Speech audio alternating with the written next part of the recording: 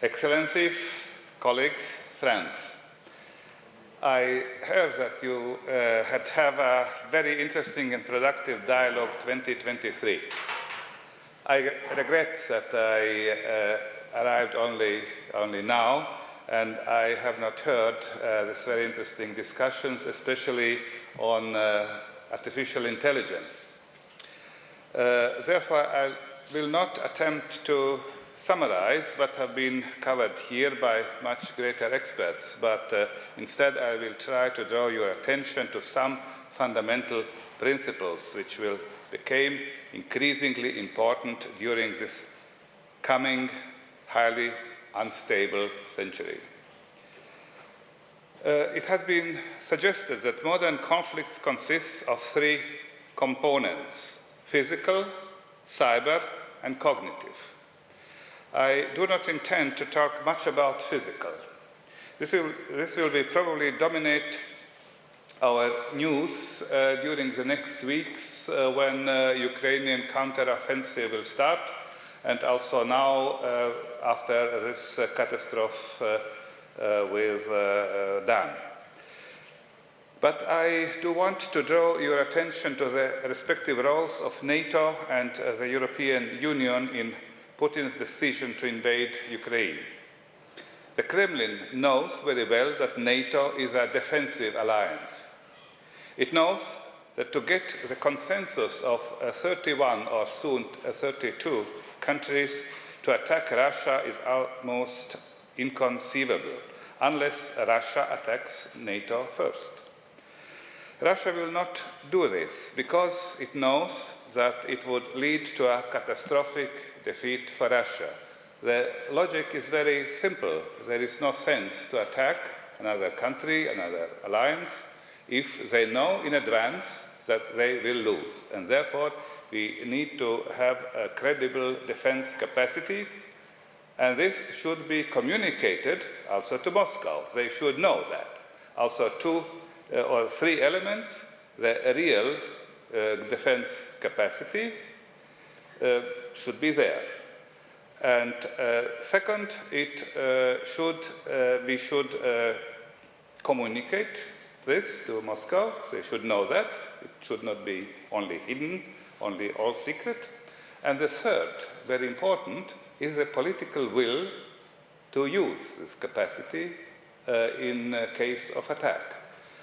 The political will is the most problematic now in the current situation, so that this is an area where the cognitive war is at stake here, and the political will is, especially in democracy, relatively easily to influence. It's much more difficult to influence the political will or the public opinion in autocratic countries as in democratic countries. And we should know about this special vulnerability of democratic countries. The European Union, with its model of genuine democracy, good governance, rule of law, and individual freedoms, is a direct existential threat to Russian aggressive autocracy. Let us remember that the Maidan in Ukraine was about the European Union, not about NATO. Putin has said many times, including recently, that the Russian nation is one artificially divided into three states. And the events since February 22 have shown that this is not true. But if Putin believes what he says, then a functioning democracy with European values in Ukraine is like an infection which cannot be stopped at the Russian border. Therefore, Ukraine is declared a fascist state by fascist regime in the Kremlin and has to be suppressed. This specific systemic ideological threat, which is going out from the European Union, or especially democracy, to the autocratic Russia is also should be taken into consideration by the appreciation of the political situation in Russia or in Europe in general. To the cyber element of the war, cyberspace and hybrid war in cyberspace. We have yet to see a fully fledged cyber war. The nearest was probably the cyber attacks to Estonia 2007.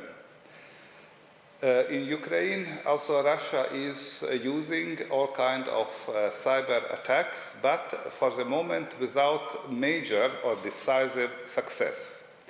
But we should not forget also the physical component of the cyberspace. In particular, the mass of undersea cables as well as satellites which carry much of our internet. And we have seen also Nord Stream 2. It's also vulnerable physical infrastructure of also in this case not internet or not the cyber, but vulnerable infrastructure. And the same and much more also the cables in between America, for example, and Europe. And this could be of particular interest for our adversaries. Then we have the problem of artificial intelligence, and you have discussed this at length. It will be unable to distinguish between fake and fact. That will be that if it is the case that it will be a direct threat to democracy. So I think it is 5 minutes before 12 now.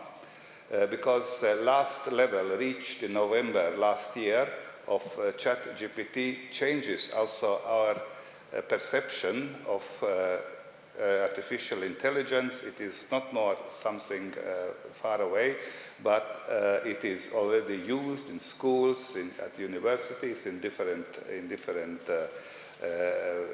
companies, and we should try to distinguish the good consequences or the real benefits from artificial intelligence and the possible risks. And I think this is the last minute to introduce a certain regulation of artificial intelligence. I know that the Council of Europe is working already since 4 or 5 years about an international convention on artificial intelligence, and European Union is also working, but it is now the last moment to go forward. I read the draft of Council of Europe's convention from spring this year, and it's clear that it is drafted with regard to the previous stage of artificial intelligence, not ChatGPT. And ChatGPT is also, I think, the first stage of a new generation of artificial intelligence. Therefore, as a lawyer, I would say how to regulate that. Also, first, it should be at least on European level, and this is already clear that European Union and also Council of Europe will regulate that. What is not so effective proposal as in this draft is that some technologies are regulated or forbidden. I think it is not the right approach. We cannot regulate technologies because if we are saying some technologies are not allowed, we should ban sets, then there would be new technologies which will be maybe more dangerous, which are not mentioned in the regulation. No, we should regulate the behavior of humans, what is allowed and what is forbidden, because this should be the target, the object of regulation. And we have all kinds of such regulations. For example, there is already international conventions that forbids research in certain areas. For example, research in the area of biological weapons. It is not the technology is forbidden, but the researchers should not go further even in scientific intentions. And I think this is the right approach to regulate the behavior of humans, and of course, like by any law, when people are not respecting the law, then there should be legal consequences for that. I think we should go in this direction. It seems that at least partially, as a European Union is going in this direction. I have not heard what you have discussed about artificial intelligence, but I would like to stress that it is also necessary, maybe you have said already that, in my view, to invest in some artificial intelligence technologies which will be like antivirus programs. There are viruses and antivirus programs like Bitdefender and others, and this is at least something, this competition between bad use and also with technologies, how to recognize this. For example, technology, how to recognize deep fake. Now there is no technology in this, but also we should invest so that we can recognize that. And the best vision is that there would be an eternal competition, like competition by developing of weapons and who will be the first, and then soon the other will follow.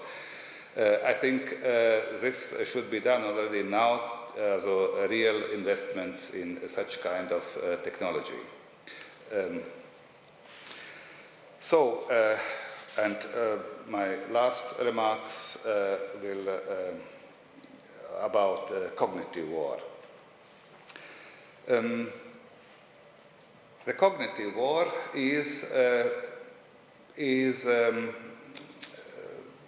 more broad term as informational war. War on information. War of information is one part of cognitive war, but cognitive war is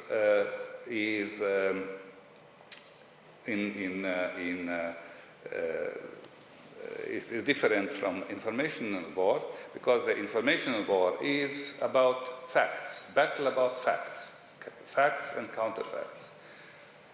Cognitive war is about emotions, about approaches of the people, about narratives, and not about facts. And most important is how to influence the behavior, also the approach of the people, how they are seeing the world. And this is the target of cognitive war, which includes, of course, information, false information, disinformation, but it is only a mean in order to reach this goal.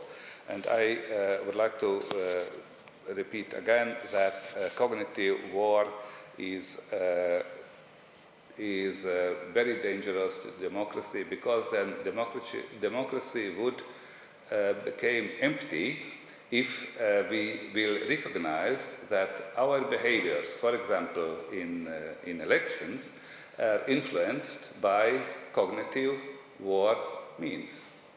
We cannot recognize that, and therefore I think we should also develop by these countermeasures, technological countermeasures, with the help of the artificial intelligence, some technologies how to recognize also disinformation campaigns and also these tools which are directed to influence our public opinion, in the same time also the behavior of democratic states.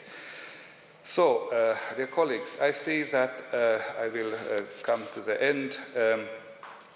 I think that these are the challenges which we have to face, and this is a political task in the first place. A political task, that means we should politically be aware of these risks, and then if we are ready to do something in order to avoid these risks or to diminish these risks, then of course we can go further by regulations. Also, law is, the legal regulations is effective mean. Also, some people are saying, no, it's not effective. I think we are all living in states which are based on law, and the law, so we have thousands of regulations, and we are living with that. Of course, and this area should be regulated effectively, and regulated in due time, also that means soon. And also at the same time, parallel, we should invest in research and developing of tools of artificial intelligence which could counter the attacks in different areas, in the area of cognitive war, disinformation, and others, when our adversaries are using artificial intelligence. So the future seems to be not very easy and not very optimistic, but at least I think we should try to counter and to try to avoid the risks. Thank you very much.